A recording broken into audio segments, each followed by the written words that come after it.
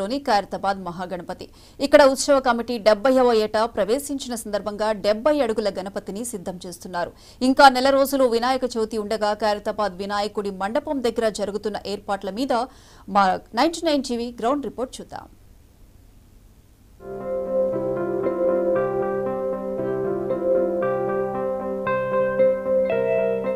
Hi, welcome to 99 TV special programme. ఇప్పుడు మనం ఖైరతాబాద్లోని బడా గణేష్ మండపం దగ్గర అయితే ఉన్నాం.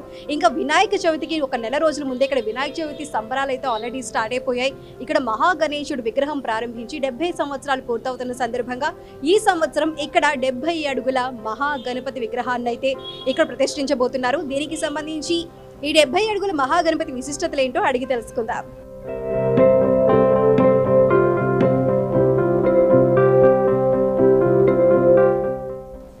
ఖైరతాబాద్ మహాగణేశుడి శిల్పి రాజేంద్ర గారు ఇప్పుడు మనతో పాటు ఉన్నారు. వారిని అడిగి డీటెయిల్స్ తెలుసుకుందాం. నమస్కారం. నమస్తే అమ్మా. ఈ ఇయర్ ప్రత్యేకంగా అంటే 70 ఏళ్ళు పూర్తి చేసుకున్న సందర్భంగా 70 అడుగుల విగ్రహాన్ని పెడుతున్నారు. ఈ వినాయకుడి రూపకల్పన దీని గురించి చెప్పండి. ఈ సంవత్సరం ఈ వినాయకుడిని సిద్ధాంతి విఠల్ శర్మ గారు సప్తముఖ మహాశక్తి గణపతి రూపంలో డిజైన్ చేయమన్నారు. అలాగే ఈసారి మొట్టమొదటిసారి ఒరిస్సాలో మా కళాకారుడు జోగారావు ఆయన ద్వారా ఒరిస్సాలో డిజైన్ చేయడం జరిగింది. డిజైన్ అయిన తర్వాత ఇది 70 ఫీట్ అనేది స్వర్గీయులు సుదర్శన్ గారు కోరిక అన్నమాట. ఒక్కసారైనా 70 ఫీటు హైట్లో వినాయకుడు చేయాలని ఆయన కోరిక మీద ఈ సంవత్సరం ఈ డిజైన్ చేసేటప్పుడే 70 ఫీట్లో ఎలా ఉంటుందని ఆ ప్రకారమే డిజైన్ చేయడం జరిగింది. దాని తర్వాత మీరు చూసినట్లయితే జూన్ 17th కరపూజ, అక్కడి నుంచి కంటిన్యూ స్టెప్ బై స్టెప్ పని నడుస్తూనే ఉంది. ఈ వినాయకుల్లో శక్తి వినాయకుడు అని పేరు పెట్టడానికి మెయిన్ కారణం తిరుమూర్తులు శక్తుల పాటు ఈ వినాయకునితో పాటు పక్కన తలలు ఉంటుంది. అలాగే 14 చేతులు, 7 సర్పాలు, అలా కింద చూసినట్టయితే అయోధ్య రాముడు, అలాగే రాగు కేతుల్ని ఇంపార్టెంట్ చెప్పి సిద్ధాంతి విఠల్ శర్మ గారు చెప్పడం జరిగింది. ఈ అయోధ్య రాముడు మాత్రం ఇప్పుడు ఉన్న చైర్మన్ రాజ్ కుమార్ గారు కోరిక మీద అయోధ్య రాముడు పెట్టడం జరిగింది. అలాగే కళ్యాణం, ఒకవైపు శ్రీనివాస కళ్యాణం, ఇంకొక శివ కళ్యాణం కూడా పెట్టడం జరిగింది. ఇది స్టెప్ బై స్టెప్ ఇప్పటికీ 92 వర్కర్స్ ఉన్నారు. అలాగే ఇంకా ఇంక్రీజ్ అవుతూ ఉన్నారు. ఎందుకంటే ఈ వినాయకుడు ఎప్పుడు కూడా వారం ముందు మేము పెయింట్ చేసి వాళ్ళకి కమిటీ వాళ్ళకి అప్పు చెప్పడం జరుగుతుంది. అదే విధంగా ఈసారి కూడా ఫినిష్ చేయాలని మేము ట్రై చేస్తూనే ఉన్నాము. 1 by 1 వర్కర్స్ వస్తూ ఉంటారు. దాదాపు 150 మంది ఆర్టిస్టులతో ఈ వినాయకుడు ఒక వారం ముందు తయారవుతుంది.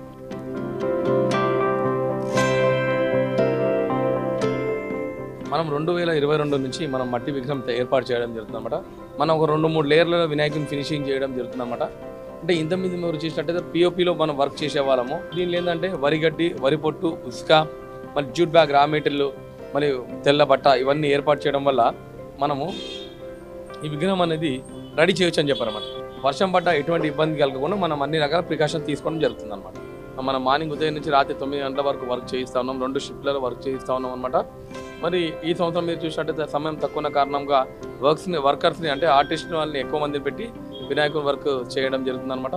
ఈ సంవత్సరం ప్రత్యేకత ఏంటంటే 70 సంవత్సరాలు 70 అడుగులు అనే ఒక ఆలోచనతో ముందుకెళ్తా ఉన్నాం అనమాట.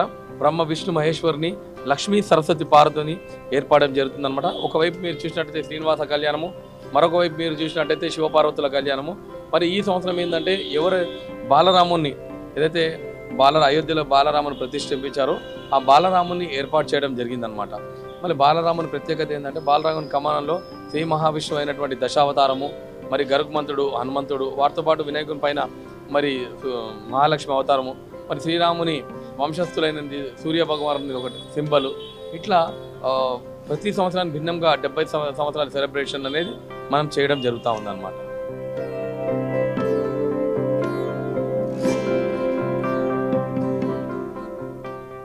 వినాయకునికి ఎవ్రీ ఇయర్ పెట్టినట్టే ఈ సంవత్సరం కూడా సీసీ కెమెరాలతో పాటు ఇక్కడ వచ్చేటువంటి భక్తులకు తొందరగా దర్శనం అయ్యి గణేశుని యొక్క దర్శనం చేసుకుని ముందరికి వెళ్ళాలనే కాన్సెప్ట్తో ఉత్సవం కమిటీ దాదాపు ప్రభుత్వంతో కోఆర్డినేషన్ అవుతూ జిహెచ్ఎంసీ వాళ్ళతో, పోలీసు వాళ్ళతో అందరి కోఆర్డినేషన్ ద్వారా తొందరగా దర్శనం అయ్యి వినాయకుడిని ముందరికి వెళ్ళి భక్తులు వెళ్ళిపోవాలి అనేది గత కొన్ని సంవత్సరాల నుంచి ఏ విధంగా చేస్తున్నామో ఈ సంవత్సరం కూడా అదే ఉంటుంది. ఇక్కడ చేసేది ఏంటంటే రాత్రి 9 గంటలకు ఒక మహాఆరతి అని ఉంటుంది. ఆ మహాఆరతి సమయము అదొక్కటే స్పెషల్ ప్రోగ్రామ్ ఇక్కడ. ఆ హారతి సమయంలో చుట్టుముట్టు మొత్తం లైట్స్ అన్ని ఆఫ్ చేస్తారు. ఆఫ్ చేసిన తర్వాత వినాయకుడికి ఒక 15 నిమిషాలు ఒక మహాఆరతి ఉంటుంది. అదే ఒకటి స్పెషల్. దాని తప్ప ఇంకా ఎలాంటి స్పెషల్ ప్రోగ్రామ్ ఉండవు. ఇంకోటి వినాయకుడి దగ్గరికి ఏ ఒక్క విఐపి వచ్చినా పూజా కార్యక్రమం అంటే 1 నిమిషం అర్చన మాత్రమే చేస్తారు వాళ్ళ పేరు మీద తప్ప వాళ్ళ గురించి స్పెషల్గా ఎలాంటి ప్రోగ్రామ్స్ ఉండేవి. అది గవర్నర్ కావచ్చు, ముఖ్యమంత్రి కావచ్చు, ఎవరు వచ్చినా సరే 1 నిమిషం వాళ్ళకి పూజ చేసి ఇమ్మీడియట్లీ పంపించడం జరుగుతుంది. ఇక్కడికి వచ్చేటువంటి భక్తులు ఒక 5-6% వరకే ఉంటారు. 94 నుంచి 95% మంది భక్తులు ప్రపంచవ్యాప్తంగా మీడియా ద్వారానే వినాయకుని దర్శించుకుంటారు. అది మీడియాకి చెందుతుంది. ఎందుకంటే అక్కడికి వచ్చేటువంటి భక్తులకు ఉన్నటువంటిది చూస్తూ ఉన్నారు. వే చాలా తక్కువ ఉంటుంది. సాటర్డే సండే ఒక 5 లక్షల నుంచి 7 లక్షల వరకు భక్తులు దర్శనం చేసుకుంటారు.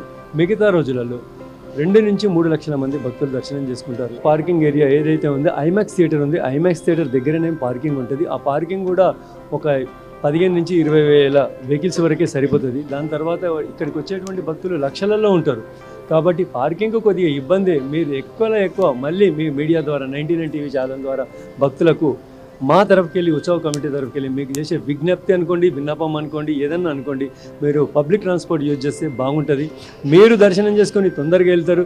దర్శనం అయిపోయిన తర్వాత మీరు 15 నిమిషాలకు ఎక్కడికి వెళ్ళినా మీకు ఏదో ఒక అరేంజ్మెంట్ దొరుకుతుంది.